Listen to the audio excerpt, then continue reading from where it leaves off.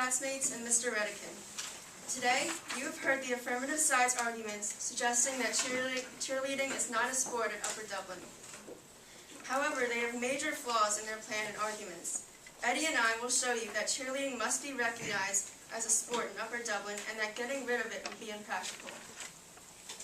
The affirmative side wants to refrain from giving cheerleaders varsity letters. Let me ask you something. Is cheerleading hurting the school? Is it hurting you? Is there another sport that you want added that is more popular than cheerleading? No.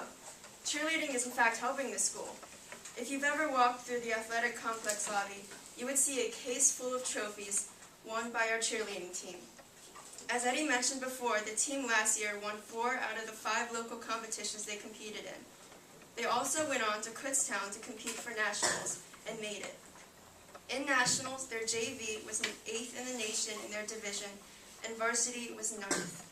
Upper Dublin is known for her cheerleading, and taking that away would be a mistake.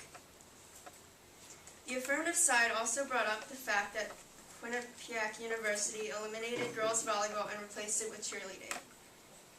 Well, they didn't mention the fact that the school only got rid of volleyball for budget reasons. Also, their cheerleading program had much more participants in their volleyball program. They mentioned a few times that cheerleading is only for girls, and it's not a sport only for girls. Boys can participate in it too. They also said that getting rid of cheerleading would help for our budget reasons. But cheerleading is one of the least expensive sports. Look at football or volleyball.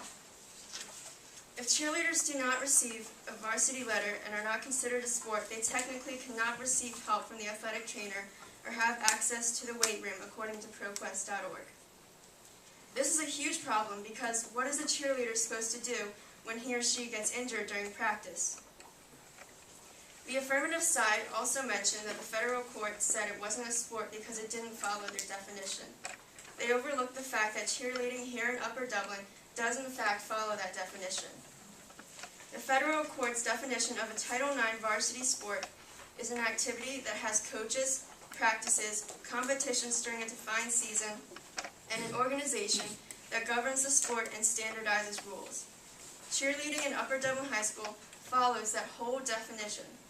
We have coaches, we have practices in the gym and wrestling room, we have competitions we go to, we have a defined season, and we have standard rules at each competition. The affirmative side wants to stop recognizing cheerleading as a varsity sport, which is not desirable at all. The cheerleaders that will work so hard will receive nothing in return. As I said before, the Upper Dublin cheerleaders have gotten us recognized by winning so many competitions that to take it away from them would be horrible. All in all, Upper Dublin High School has been right by allowing cheerleading to be a varsity sport. According to ESPN.com, the federal court wrote, "We do not foreclose the possibility that the activity might someday warrant recognition as a varsity sport. If cheerleading is recognized as a sport someday, wouldn't it be cool to say that we were among the first to do it and recognized as a sport? We don't need to change the status quo, because it's not affecting anyone in a bad way. There's nothing wrong with having cheerleading as a varsity sport, no matter how many times the affirmative tries to tell you otherwise." Thank you. Please vote negative.